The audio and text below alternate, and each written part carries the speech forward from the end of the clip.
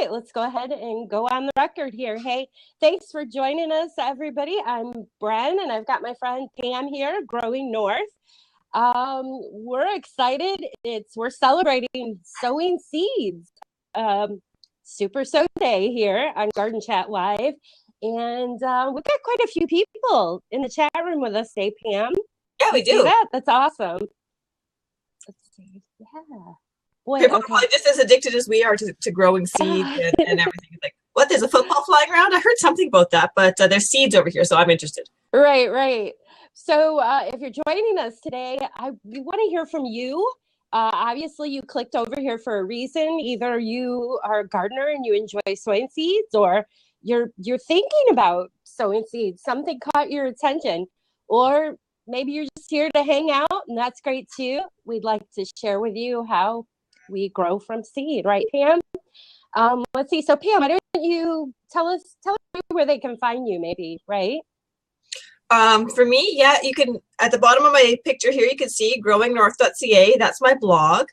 And on there, if you're confused about any other links where to find me, I do have my links to Facebook page. So I run that. So if you prefer Facebook, lots of nice images there. Instagram, I will post to Instagram. Twitter, I'm super easy to find. You can see at the top here, it says @growingnorth, exactly the same handle. So you can find me Twitter, you can find me on my blog, you can find me Instagram, you can find me on Facebook, just about anywhere you want to look. I am on Google, but I don't check it often, so probably better luck messaging me in other locations. Right. But yeah, absolutely. Send me a note, send me comments, send me whatever, and let's chat. Definitely. I know I learn a lot from you. What caught my eye on Twitter was your beautiful greenhouse you have, and that wonderful the winter crops that you've got growing. Very tasty, and I'm sure the majority of them you probably seed, maybe. In the greenhouse, everything's from seed. Yeah, very cool. Everything in the greenhouse is from seed. Let me see if I can have a picture of early spring before everything goes out. I think I do have one of those before I stick everything outside. Yes, that's kind of a process too, and maybe we'll touch base on that a little bit here today. So let's go and start out. I'm sure some people are wondering what the heck is Super Sow Sunday, right? I remember on Twitter when we started doing this years ago, some people confused it with sow, like a cow, or a sow. No, a pig. No, it's pigskin. That makes sense, right? Right. Okay, that works. So let's talk about that. When's the first time you heard about Super Sow Sunday? Was it me? For me, the first time I heard about Super Sow Sunday was from Bren. Yeah.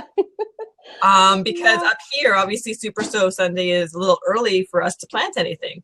Yeah. But I thought it was an absolutely great idea. I'm like, really? Super Sow Sunday? You guys have that? I love it. I want to do it, and I can't. But that's okay. I'll plant basil or something. I'll make myself feel better. It'll be like a kitchen herb garden or some lettuce inside. Right. Well, it's just a catchy little phrase. There were a group of us gardeners a few years back, and we were talking away and tweeting away on Twitter and Facebook about the seeds we were sowing, and it just so happened to be Super Bowl Sunday. So there it went. And I like to use it periodically, the hashtag. It's just a hashtag, just a way to categorize things. So that's where that came from. So if you want to check out the hashtag Super Sow Sunday, that would be great. Share some seeds over there, whatnot. Let's see. We have Delta Gardeners in the chat room with us here live on Blab. And she says, so what would you recommend growing now? That's a good question. Can I grab that one for a second, Bren? Oh, yeah, totally. I'm going to say it depends on what your zone is. Mm-hmm. If it's anything like tomatoes or peppers, anything like that, I can't grow them yet. I have to wait till April for those. But absolutely any time of the year, you could start some herbs for a herb garden inside the house, even if you don't have a greenhouse. Any time of the year, you could plant greens like lettuces inside your house. There's a lot of things you can plant absolutely any time of the year, Or if you want to like transplant some succulents, you have like little bits of your succulents, you want to start rooting them, go right ahead. Go crazy. Oh, yeah. Doesn't have to be a seed. That's lots of fun. So we've got quite a few people joining us live today on Blab. And if you are, I've got a little graphic up there in the garden chat showing you how you can ask questions. Please, it's /Q, ask away. I'm excited. And so if you are in the chat room with us today, maybe you could share like a number one if you have sowed seeds before. Have you grown from seeds before? Share that with us. I think that would be great, right? Super fun. Yeah, you know, I've noticed there are quite a few people doing more indoors with gardening, which is pretty cool. Don't you think, Pam? I'm really excited about it actually, because the fact is, I mean, you have a city of 100,000 people, Yeah. right? We don't have huge yards. You have how many people living in apartment buildings? You have how many people living in condominiums? And the thing is, there's nothing excluding them from having a garden. You just have to change what a garden looks like, Sure. right? And so that I'm really excited that it's catching on. People are realizing, hey, I don't have to have a yard to have fresh lettuce. I don't have to have a yard to go out to my window and pick fresh basil. Right. So I'm really excited about the fact that people are starting to do this indoors. Yeah, I mean, like for instance, even yesterday, I did a blab with a young gentleman from Texas, and they're growing year round in this Lettuce Evolve was the name. If you follow them on Twitter, they've got a cool little system, just so many new products that allow us to grow indoor. And actually, I just started following somebody new on YouTube. In fact, I'm gonna have to share their link. He's a fellow Ohioan, and he's just using some recycled trays, kind of like what I have in the box there for garden chat below there with the tweezers showing. He's just using a tray with a cover over it and sunshine coming in one of his windows, and that's working great. Oh, look at that. Now that is cool. I like Pam's setup there, if you can see that here on the chat. Those are just the basic utility shelf, isn't it, Pam? Yeah, sorry, you're gonna hear like this little ghost voice popping through right now. But this isn't actually my setup. This is just another setup that I like to use because it's a really great picture of it to illustrate to people that you do not need to buy anything expensive. That is, you know, a utility shelf that you could get super cheap at any place. It can even be one of those pine ones. It doesn't have to be like the nice metal, although the metal is easier to keep clean. And just those are some utility shop lights that someone's put fluorescent lights in, a little bit of chain so you can raise them and lower them, and that's it. You do not need a whole pile of money or anything else to have a really fun setup if you don't have the room or if you don't have windows. Because some of us, like me, don't have great windows, and even if we did in the winter, I don't have enough. The sunlight's not around long enough, and it's not strong enough to do anything in a window for me. So definitely, I'm kind of stuck that way. So there's another cheap setup: lights hanging off of a ceiling, some plants on top of a freezer. Yeah, well, that's kind of cool. I mean, the freezer's going to put off some heat, right? It throws off some heat. Yeah, so I use this in my basement without having to use some heat mats. I have an unfinished ceiling in that room, so I put some chains and some really cheap shop lights. And I can raise them and lower them. And then the freezer itself is metal, and it throws off a bit of heat. And so the plants just love it. Yes. Nice. Very nice. Look at that. So if you are starting indoors without a greenhouse, go for it. Definitely. It's not hard at all. I mean, first of all, seeds are cheap and they're everywhere. Literally, I've seen them in some very strange places. Yeah, seeds know what they're doing. They're like, I want to grow and I want to live, and I don't care where you put me. I'm going to try. Right. And so sometimes you have to help them along a little bit, but generally speaking, starting seeds, most seeds. Okay, I'll qualify that. Yeah. There's a couple seeds that are really difficult. They're very specialized, need help. Yeah. But I'd say the majority of seeds, especially lettuce. Or radishes. Radishes are a great one. You can do them indoors. You can have your indoor radishes. I've done it. Oh, totally. Just with some lights. Yep. Just yeah, go for it. Grow Would them. you when you do the radishes, you just do it in a deeper container, right? I mean, maybe like a 6-inch container. No. Really? No, because I let their taproot coil around because I don't care about the taproot, and the bulb still grows at the top of the soil anyway. Okay. It's very cool. Yeah.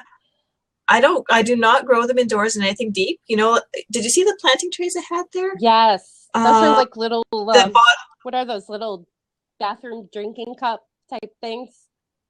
Yeah, or just the black trays underneath there. Yeah. If you could see those. Let me see. I can probably isolate them a little bit easier. But these guys here, the little black ones there, I just fill them with soil and do them like a big soil tray. Okay.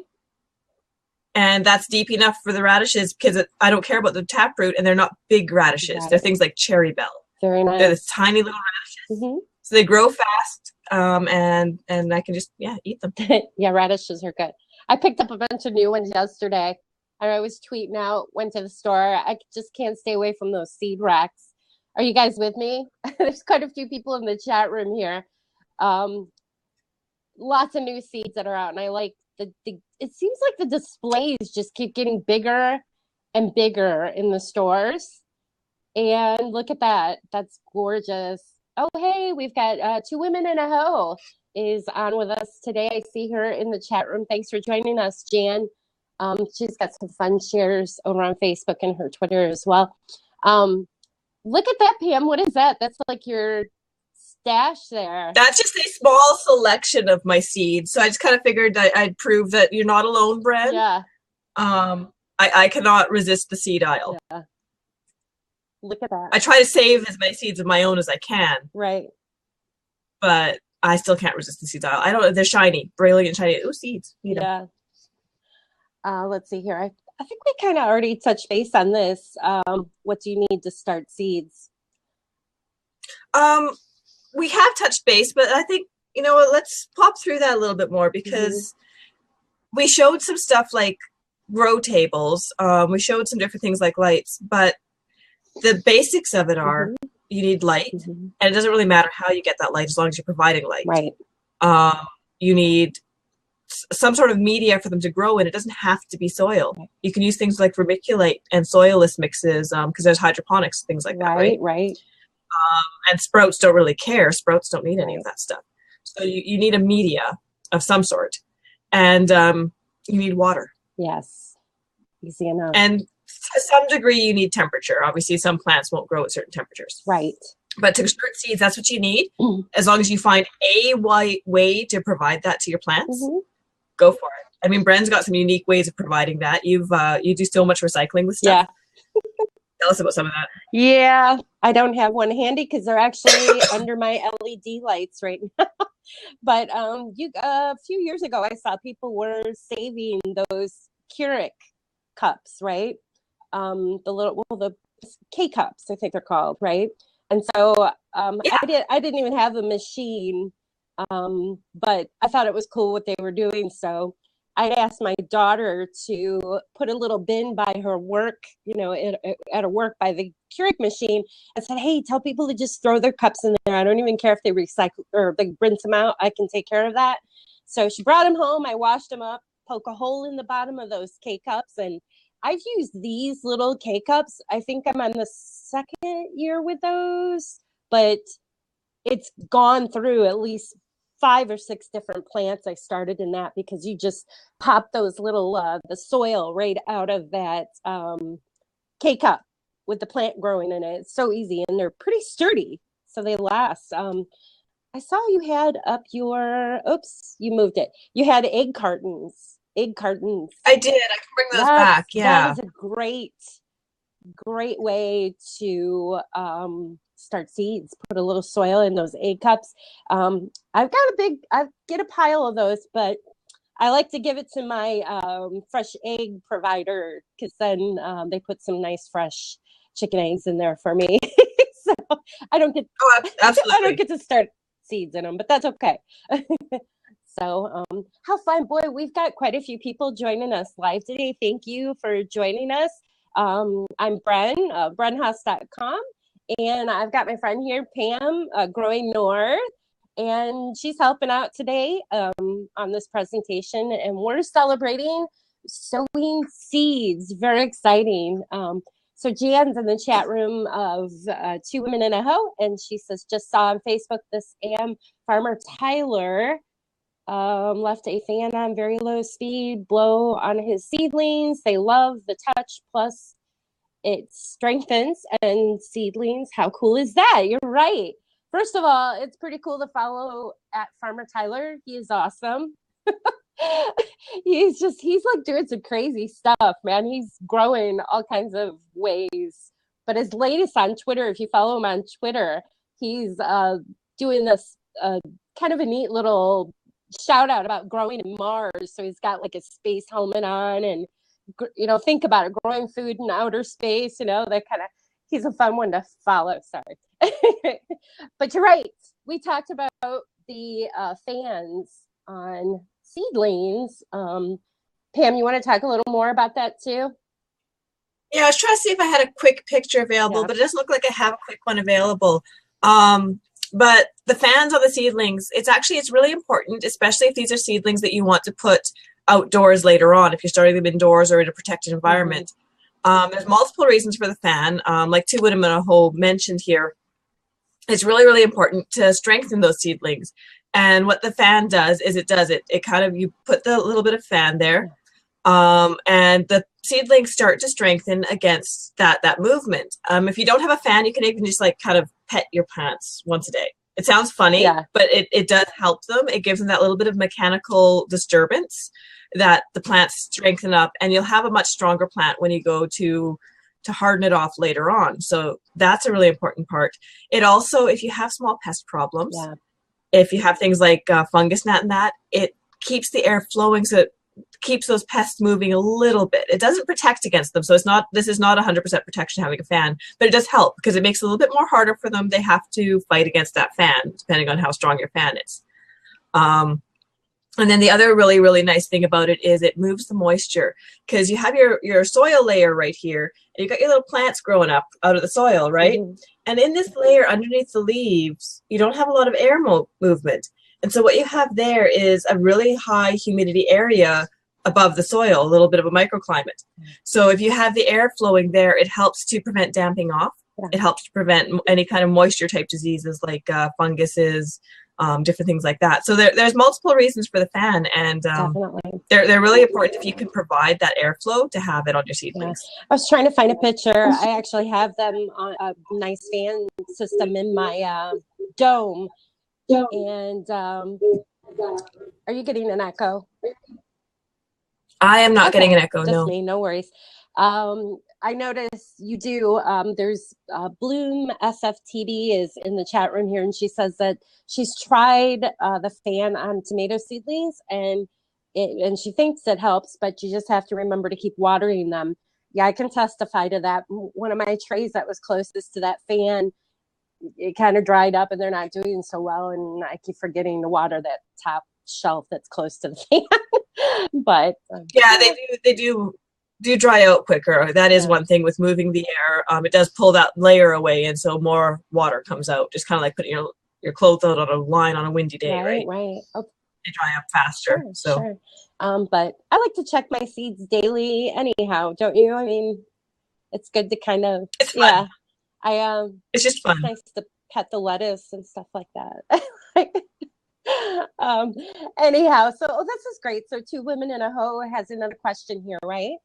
It is the same theory for trees, which is why they never stake them. They need to gain strength on their own. Okay, she's talking about how the roots get stronger, correct? Yeah, I think there's multiple theories on that. Some people say stake it for the first year if it's a bare root tree, because it doesn't have as much root to hold it if you're in a really windy area, or if it's like a really broadleaf tree with a really big crown. And then, excuse me.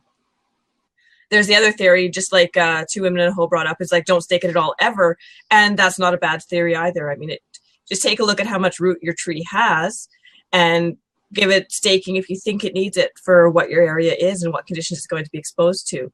I live on Lake Superior, and some trees I stake. I haven't staked my cherry tree because it has very fine leaves. It doesn't really, even though it was a bare root tree. But some other ones, like my pear trees that have this beautiful, beautiful crown of big, thick leaves, those ones I did keep a stake in for the first year until they actually got a few roots into the ground, or else they really would have been pulled up, because we get those beautiful gale winds that come right off the lake, and I just got to be a bit more careful.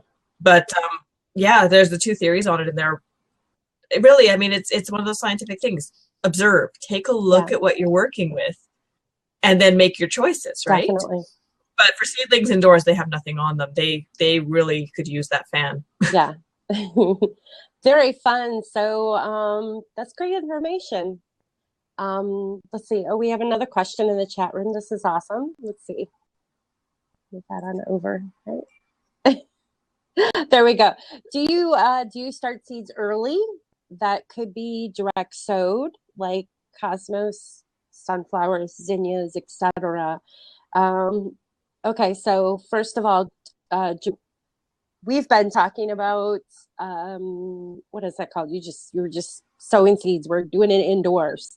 Is there a name for that? I know direct sow is when you sow the seeds outdoors, right? Hey Pam, is there like an official name for starting the seeds indoors? I just call it seed starting. Okay, me too. Anyhow, well, direct sow, it's got like a fancy name, and we need one for indoors. I should go find a seed packet and see what it says on the back of the seed packet. Oh, good point. Because they do say direct sow, and then they say like pre-start or something like that. It probably depends on the company or wherever you're buying it from. But anyhow, so we've been kind of talking about sowing indoors in containers starting early. And our question here is about direct sowing. Do you start seeds early? Well, you got to really pay attention to those seed packages and what's going on, in your zone when it comes to direct sowing outside, especially things like cosmos, right? For me, I start a lot of things that could be direct sowed in other zones. Okay. But that whole definition of can be direct sowed, well, that changes for me. Okay.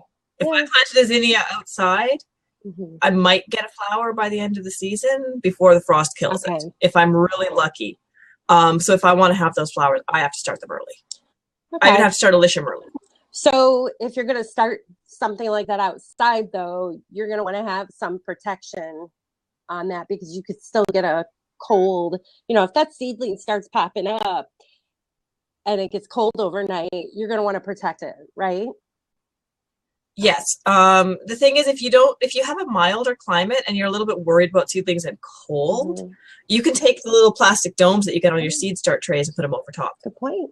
At night. Because if they're seedlings, if they're only this tall, that's fine, as long as you lift those covers up in the morning. Because they're going to trap a lot of moisture, and that could be a problem for soil-borne molds, different things like that. Sure. So that's not good for the seedlings, and they'll overheat too if you have a sunny spot. Sure. So if you're in a mild climate, you can just do that if you're worried about it. But for me, they're started indoors.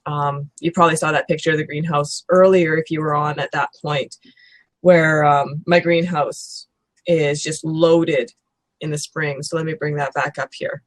Gorgeous. Even Alyssum, you can see even Alyssum, I have to start indoors. And so none of that is actually planted in the greenhouse raised beds. They're just all seed starts that will be transplanted. And you can see portulaca in the bottom corner there. Where is it here? Nice. So this here, bunch of little portulacas. Yeah. Yeah, I like it. You use pink too. Oh yeah, of course. There got some yellow ones there, but very cute. How fun. I know,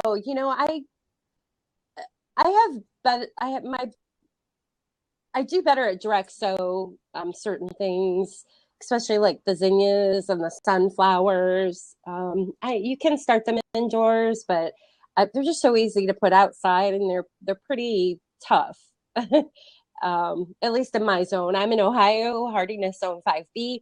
So yeah, I don't know. I hope we answered that question. Really, one thing that comes to mind with starting seeds early indoors, the only flower that I ever really had a hard time with, and then being able to transplant it outside, is like nasturtium. Like if I started in a tray, or in a container, I'm gonna leave it there. I've never had luck digging that up or popping it out of a tray and putting it out in the garden. Have you? Or if you grow that? I have. I have had luck with it.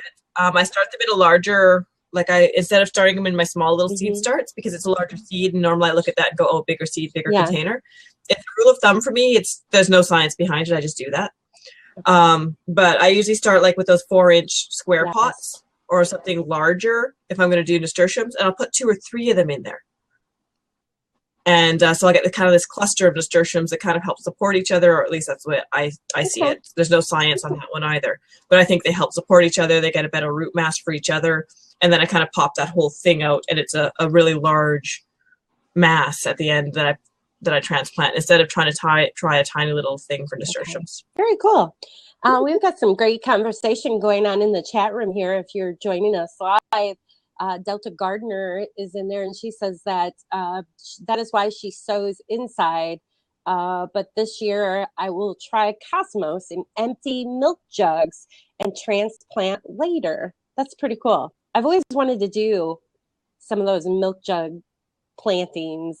Winter sowing, right? There's winter sowing you can use milk jugs for. You can also use little salad containers. Okay. Oh, yeah. Just put any container. Yeah, you just put some media in your salad container, throw your seeds in it, put the lid on it, and put it on your snowbank. Maybe Delta Gardner can tweet a picture of what she's got going on if she's got that handy.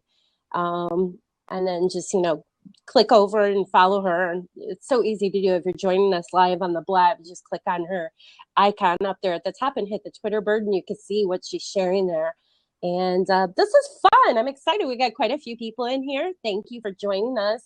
We're really excited. I'm here with Pam, and we're ready. I know I'm ready to get out. I've got a little head start here. I've got a geodesic biodome out there that I'm going to be out sowing seeds today. And look at that, growing north. What in the world you got going on there? Those are peppers from last year. I can't start them right now until April. But those are peppers. You can see how low the light is above them. Yeah. Wow. I've got that fluorescent light because it doesn't throw a lot of heat. So just a couple inches above the peppers to make sure they get enough light so they don't go completely leggy. Look at that. I think you had some fun with some leggy stuff, didn't you, when you didn't have the light on it? My tomatoes. Fun, that one. Yes, I started some container variety of a tomato early and had left for a few days and forgot to put my LED light area on a timer. And so it's okay, though. Actually, I need to tweet out a picture. I transplanted them a few days ago, buried that legginess, which you can do with tomatoes. They're pretty forgiving for the most part. And yeah, they are. Tomatoes are awesome that way. And they're growing great. They look great. I'll have to tweet that out. So this is cool. Let's see. Do we have another question, it looks like? Or no. Let's thanks for joining us, guys. So feel free to ask questions in the chat room there. I'm going to go ahead and pull this up because I think this is pretty cool. I'm seeing a lot of new seed swaps going on this year. On Facebook, people are doing virtual, virtual, online. They'll really send you the seeds. So I don't think that would qualify as being virtual, just that it's online, right, Pam? Yeah, basically, it's an online seed swap, but it is, people will send the seeds. You decide what you're sending to each other. And here we have multiple seed swaps already starting because we like to do them early, even though we can't start our seeds now, because we're going through our seeds, figure out what we want, and then we trade them, because even though we can't start our seeds until later, if we don't buy our seeds now, there's no stocks left. Right. Because everyone else who can start at this point in the year is starting them. Good point. So what we do is we do our seed swaps around the same time as everybody else. We have one actually coming up on the 27th of this month, and then there's another one in March, and I think there's one I'm going to go speak at. There's a horticultural society meeting that'll probably have a seed swap in actually St. Patty's Day, so I'm hoping that they have some green drinks of some right.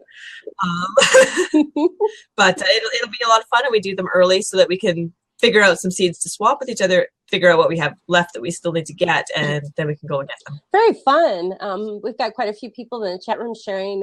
Delta Garden actually shared the link to her seed swap that they have. And let's see, it'd be easier just to, if you're in the chat room, to click on that, right? It's that Bloomin' Garden.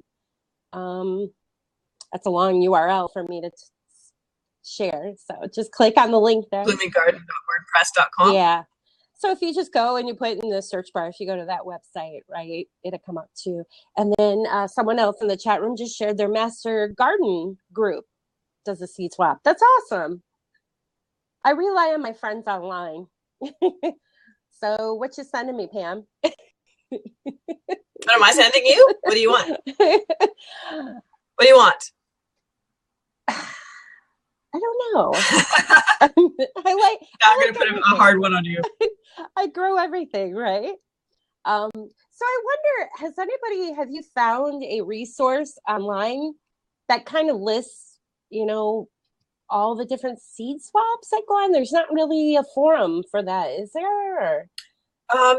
There's some that have tried, like in Canada, Seeds of Diversity, you can register things with that, but a lot of people don't register them, they just do them, right? Yeah. And so even if there was a central forum, if people don't register it there, it doesn't matter. Okay. Yeah. Right. Yeah, I know here I'm close to Toledo, Ohio, and we have the Toledo Botanical Garden, and they've got a organization called Toledo Grows, and they put on a big seed swap every year. In fact, I think it's coming up. Hopefully I probably missed it. I always miss it, but it's fun when I did go. How fun. So, we got quite a few people joining us. This is awesome. I'm glad you guys are in here with us today. Let's see. Oh, we have another. If you'd like, actually hit the little tell a friend, tell a little bird. Definitely. And let your friends know that you're in here chatting seeds, and maybe they'll come in and join you. Yeah. Hey, maybe they'll send you some seeds too. Is that a broad hint? Yeah. That you'd like? Very cool. So I have some really, really pretty beans I can send you. They're a pole bean. They're called Painted Lady. Ooh. They're a heritage variety from UK, and they're really, really a pretty one. They're similar to a scarlet runner, but they have this really pretty red bottom on the flower, and then this really, really nice white top. So these multicolored flowers all the way up the bean plant. That would be very cool. Pretty. Huge beans too, really huge beans. I would like that. That's very cool. So, Delta Gardener shared a link in the chat room. There's a U.S. seed swap list at seedswapday.blogspot.ca. Awesome. Oh, I find it interesting that that's a U.S. seed swap list when it's a .ca domain. Thank you, fellow Canadian. That's awesome. They're sharing that's awesome. One thing I noticed too, a few years ago when I went to some of the larger garden shows or flower shows that were going on in spring, they actually had seed swaps. Like Chicago Flower Garden Show, they had a seed swap that went on, and that's what. So anyone could do a seed swap. I mean, obviously, if you're doing it online, so you have a blog or you want to share some seeds on Facebook, just be careful, protect yourself when sending things out. But other than that, I mean, really anyone could share seeds, right? Oh yeah, absolutely. I have a feeling that quite often whenever a number of gardeners get together, there's at least one of them that has seeds in their purse. Yeah. Like, You're right. So, you just made me remember. You know what? I have some seeds a fellow gardener gave me back. I was at the PL & Smith Garden to Blog event last spring. And I'm glad you said that because she actually had some seeds in her purse. And now I need to figure out where I put those. I should. When I get together with some of my gardening friends, it's really kind of funny because we'll get there, we're like, oh, I brought this for you. They're like, oh, great, because I brought this for you. And it's like, okay, great. It's very cool. I've got all these extra seeds. I'm like, it's an addiction. You just can't get away from them. Yeah, that's cute. So Delta Garden's in the chat room there, and she says, who doesn't have seeds in their purse, right? Well, yeah, really. I mean, who doesn't? Don't trust those people without seeds in their purse, man. Look at that. Oh, that's nice. Got a big selection there. Yeah, actually Johnny Seeds is going to be joining on, well, maybe not joining in, but they are providing a giveaway for Garden Chat and for Growing North Chat this week. So You have 2 chances to win on Monday and also on Thursday, 9 p.m. Eastern time, both nights. Mm-hmm. And let me see if I have a picture of what they're sharing. It's really exciting. Yeah, they've actually, there's a video on their site for that product that they're giving away. And those little, what are those? Yeah, it's like a little disc? It's a complete herb collection disc set with the pots and the trays. So they're going to be giving one of those away on Monday and one of those away on Thursday at the Garden Chat and at Growing North Chat. Yeah. And so for people who are getting ready to sow their seeds for Super Sow Sunday, for people who don't have a garden, who are growing indoors or it's a little bit too cold to grow outdoors yet, kind of like me, go right ahead. They have got this offer, this giveaway they're sponsoring, and you can put these right on your windowsill and have wonderful, great entire herb collection inside your kitchen. Definitely. I'm excited. They've got a great selection, the Johnny Seeds online. I don't get their catalog. I keep forgetting. I love Johnny Seeds online. Yes. Yeah, they've got some. That's another addiction. Them, Rare Seeds, Canadian one up here called Heritage Harvest. Oh, wow. I could go on forever. I love seeds. Yeah, Kristen actually mentioned in the chat room there that always remember to check your pockets before crossing the border. Yeah, that could be. Actually, seeds are one of those things you can take across the border, but if it's not in a proper package, then the border guards get a little bit confused. Okay, sure. I could see why that might be a problem.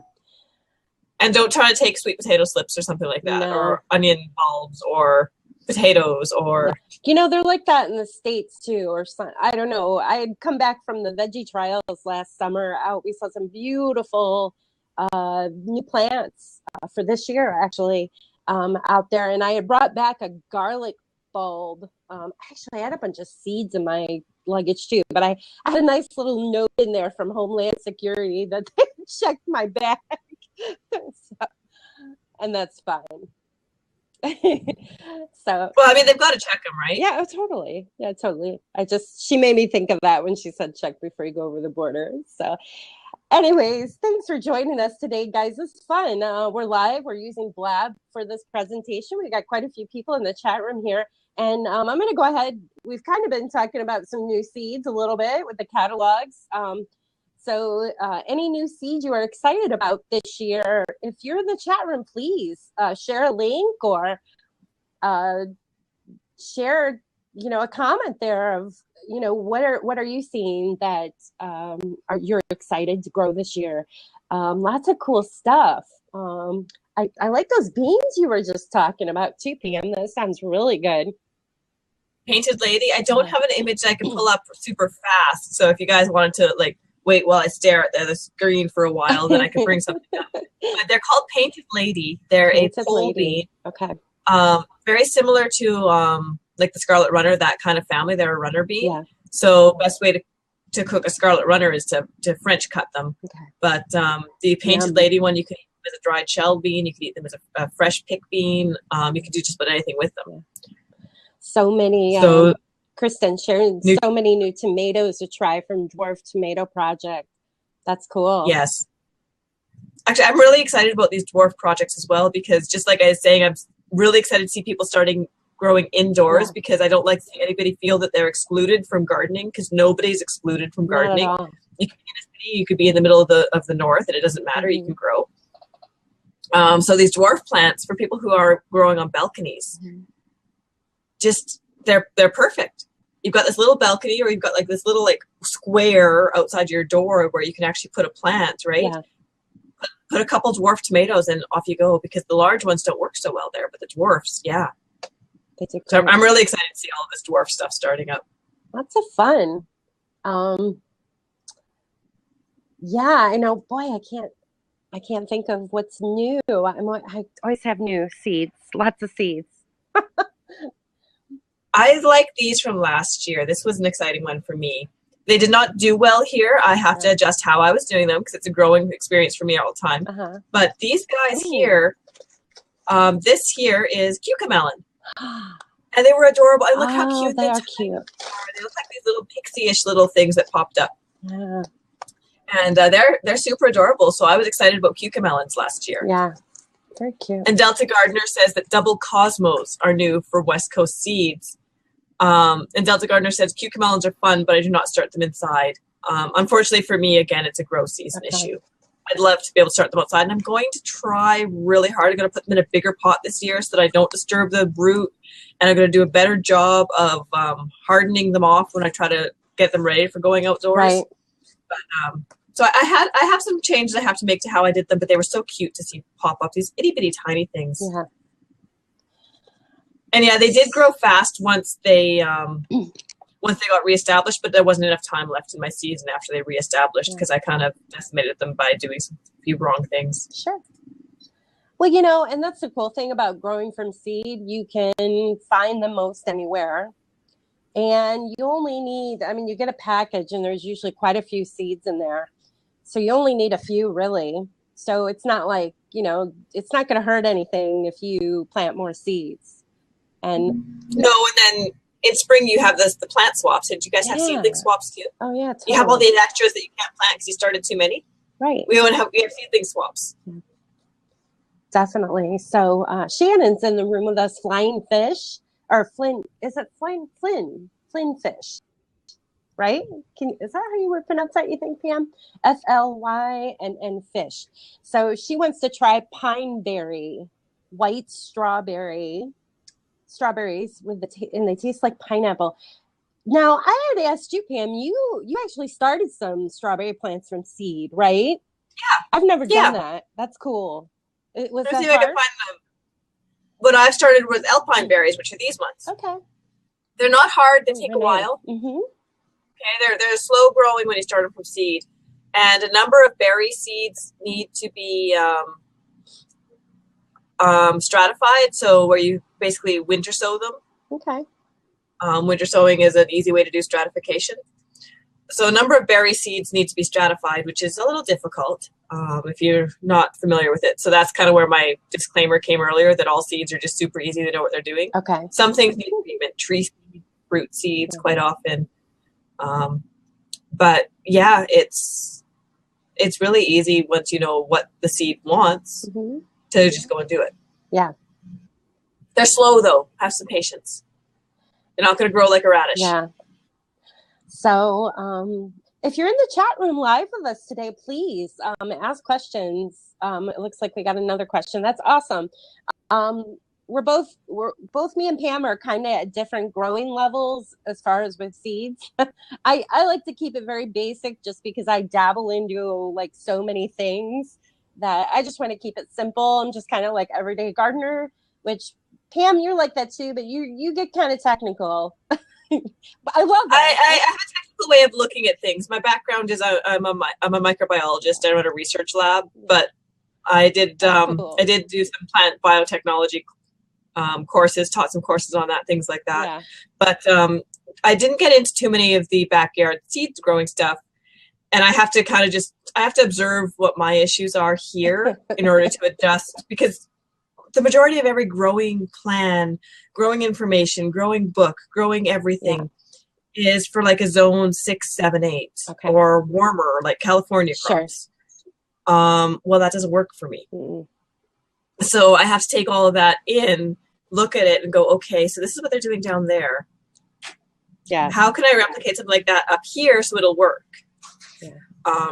So I kind of have to be a little bit more analytical on everything. I can't just kind of take it by word. That's cool. I'm glad I know you because I can ask you questions and you're really nice about answering them. I just like seeing people grow stuff. Me. Oh my goodness. Okay, so let's see here. Kristen's asking in here, I hope to grow kiwi from seed. Probably easier to do cuttings, but fun to try.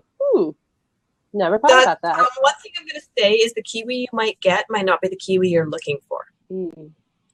Growing fruit from seed, especially, I'm going to use apples as an example. Apples or pears, fruit trees are a great example, and kiwi might fall into this. Okay.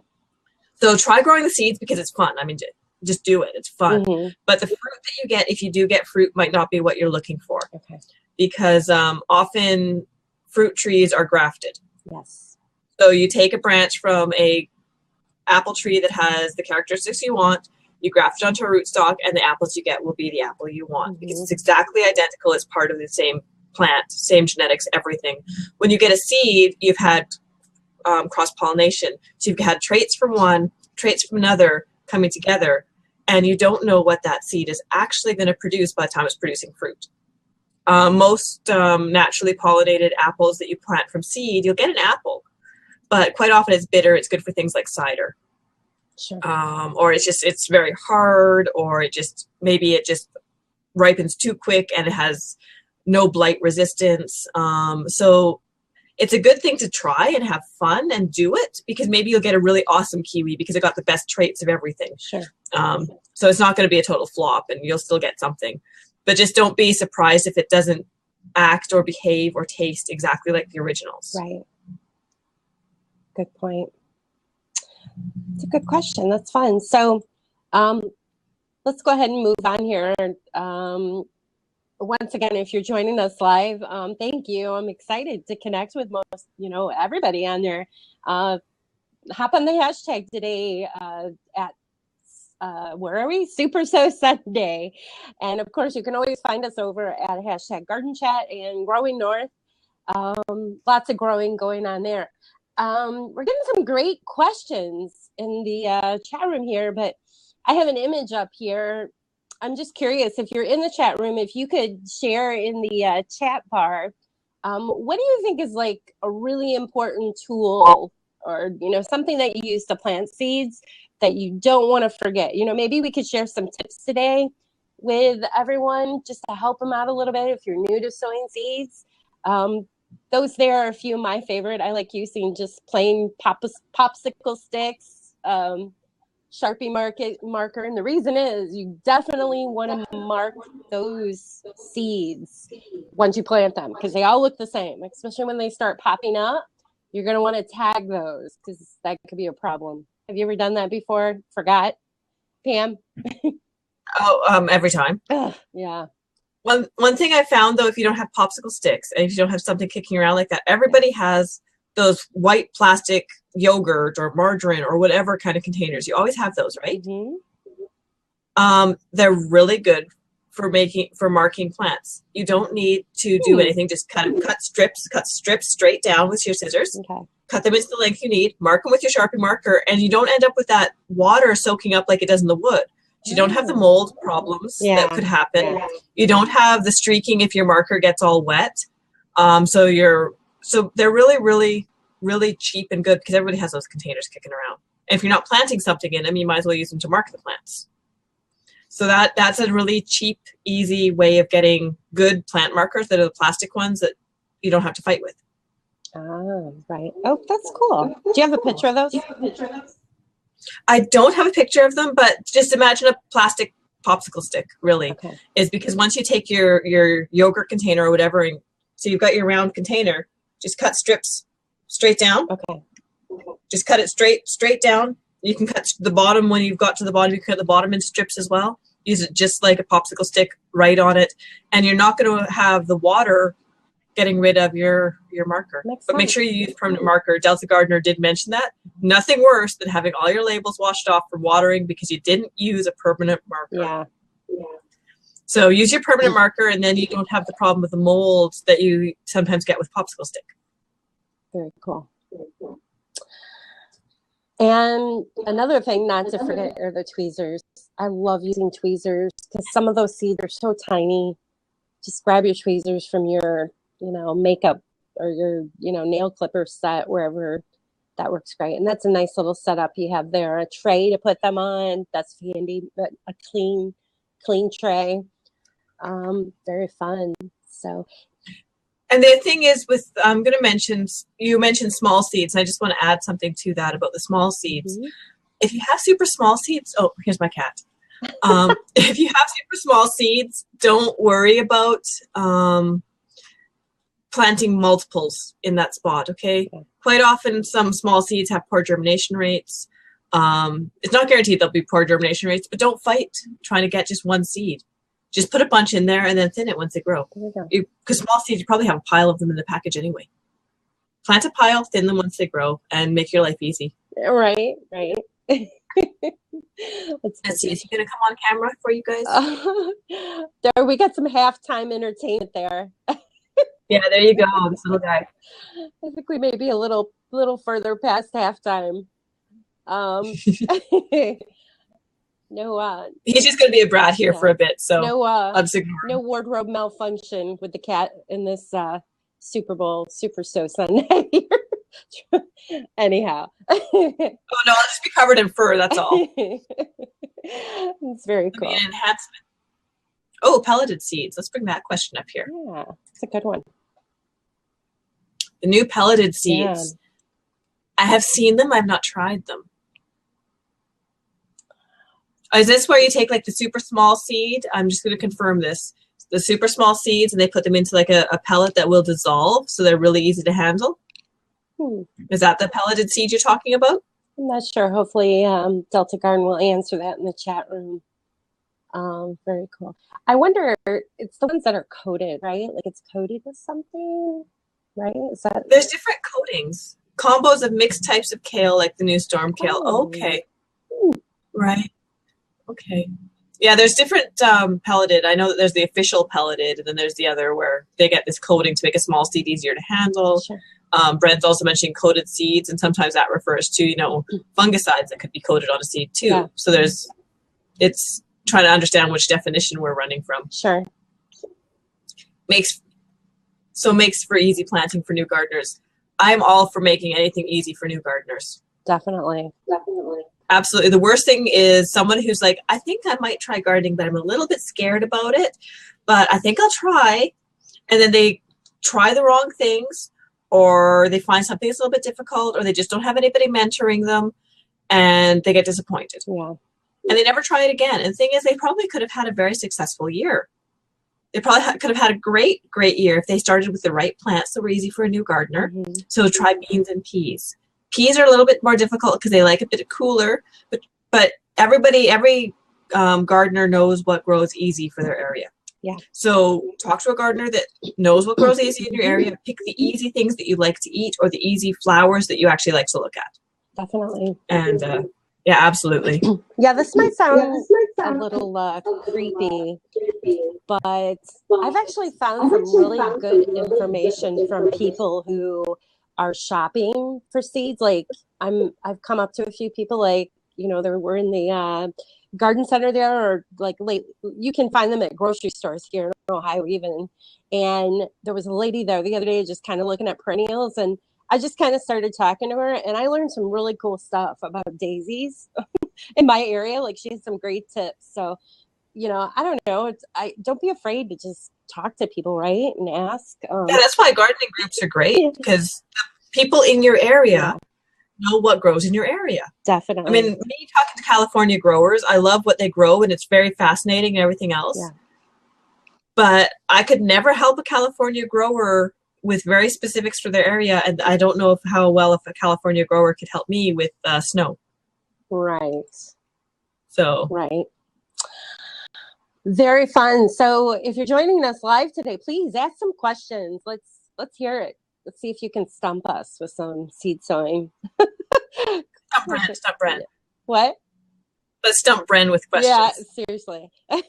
Well, you know, I've got my little box here of seeds I needed to organize, and plus I saved like all my... Are you giving seeds away to any of us today? Yes, actually, I would like to. Who wants seeds? Anybody want seeds? You want some seeds? You have the beans you're sending me. I have some beans I have to send you. You have to send me your information, Brent. I'll send you a couple beans. Right. Delta said, Garden says, don't feed my addiction. Oh, we're gonna feed your addiction, Delta Gardener. Oh. That's Kristen, right? Yes. Yeah, we're gonna feed that addiction. do not worry. We don't know how not to feed the addiction. Right. So yeah, I mean, okay. So what do you want? I'd like to give away some zinnias. I don't have any pictures of them, but let's see. How should we do this? If you I didn't really think this through for Blab. How could we do a seed giveaway here, Pam? What do you think? Well, we have, how many people do we still have in the chat? How many people are in the chat right now? If you type a 1 in, Brent will send you a set of seeds. There you go. We can do Nope. that. Let's see how many people are in the thing right now. Yeah, If you type a 1 in, Brent will send you a set of seeds. Got to be in there on Blab. I've got some good ones too. I like to give away the All-American selections because that's a really cool organization in the United States. Are they up in Canada too? Do you know? I don't know that for a fact. The AAS? I think we tend to have our own organizations. Okay. I get to visit a few of their trial gardens. Actually, I trial some of their plants here in my home garden as well. And let's see, Delta Garden says we have great plant picks in Canada. That must be the name of the group, Great Plant Picks. Very cool. Anyways, they're winners for a reason. They go through quite a process to get these seeds. So yeah, just type a 1 if you're actually in the Blab here live with us today. Connect with me all throughout the day here. I would love for you to connect with me on Twitter. I'll be primarily hanging out on the hashtag Garden Chat because I'll probably be doing some periscopes later today out in my growing space here in Ohio. I've got my dome and I'm starting some seeds out there today. And I'll be sharing that over on hashtag Garden Chat. And look at that, Pam. What is that? That is the seedling swap I was talking about with you. So I'm a board member on a group here called Roots to Harvest, which brings children in and gives them education skills, self-involvement, all that sort of stuff through growing food. And we give them summer jobs. And so through their summer job, they get, the self-worth, they get a whole lot of skill learning, they get a whole lot of everything. Yeah. And during the garden setup in the spring, I bring a whole pile of extra seedlings, and other people who want to come and help out at the garden setup in the springs, things like that, they can come in and we swap seedlings. They drop off their extras, they pick up what they want. Some people, like, I didn't get any tomatoes started this year, I had no time. Well, take a whole flat because it doesn't matter. Yeah. So yeah, we just give away our seedlings. So I always plant extras. I always plant extras because I never know what seeds are actually going to pop up or if I'm going to end up with a damping off in a tray or something. And I just do not have the time to restart. If they don't come up when I start them, I don't have the time. My growing season's too short. So I plant tons of extra. And then I just give away the extras. That's very cool. I'm thinking if people join us live and you're showing that picture and there's just like a voice coming out and my lips aren't moving, that's kind of creepy. Maybe I should do this while you're talking. Sorry. No, it's all good. It's all good. I could have come in here with two spots, but I think we would have filled all the spots up. So yeah, the seeds make me silly, I guess. But yeah.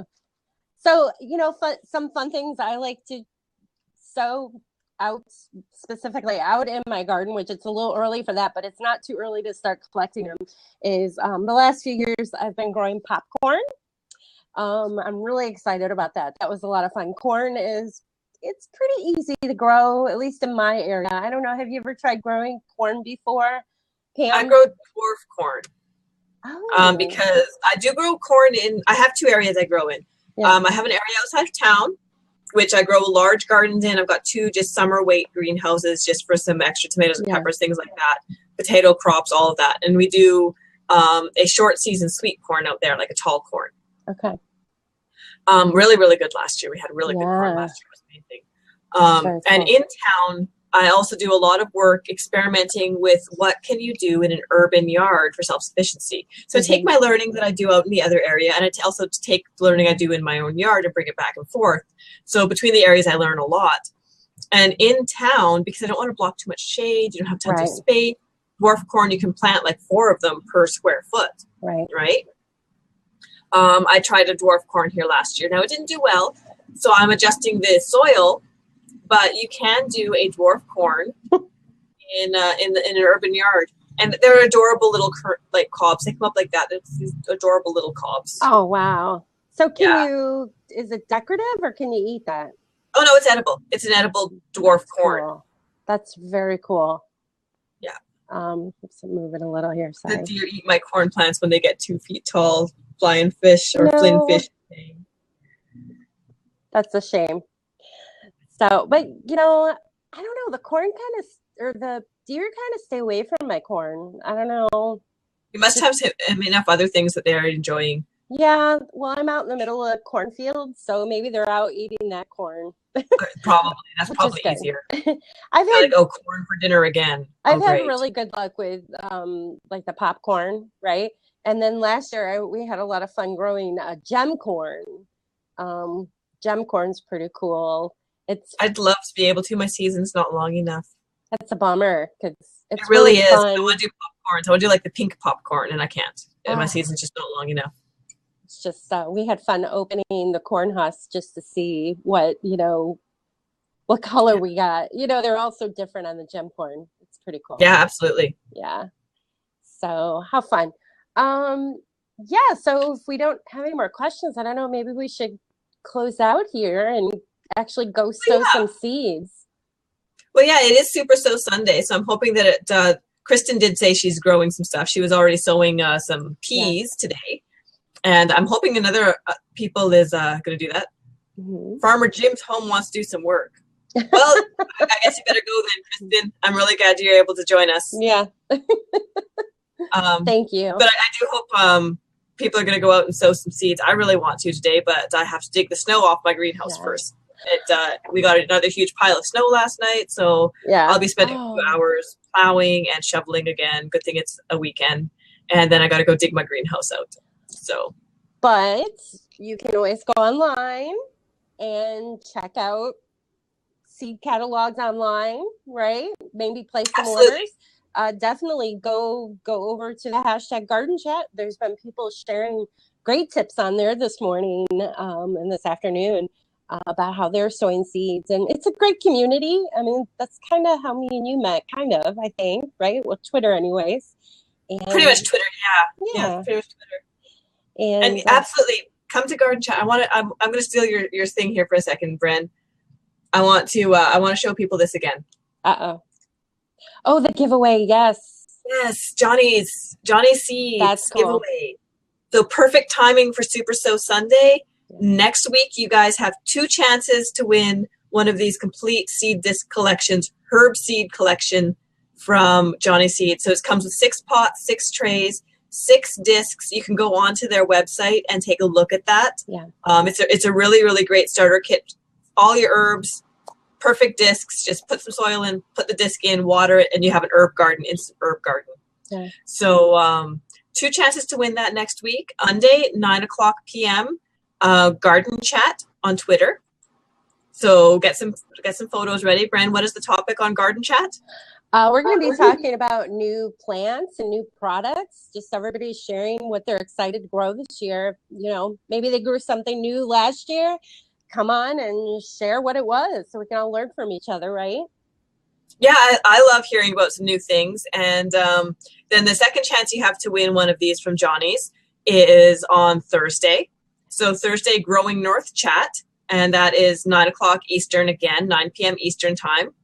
And what we're going to be talking about is we're going to be talking about cold crops. And Johnny Seeds actually does have a lot of really interesting cold crops. A lot of the companies do right now. Yeah. Kristen probably knows a number of them as well. So we're going to be talking about cold crops there. And the nice thing about that is herb gardens you can grow indoors. And so Johnny's is going to be having a giveaway there as well. Yeah, those little, what do they call them? They're containers, but they call them discs or something? Is that what they're calling It's a seed disc collection. The papers actually have the seeds properly spaced for each herb for that size of container. So it's super easy. You have your container, you put some soil in, you put your little disc on top, you add a 1/4 inch of soil, and you water it.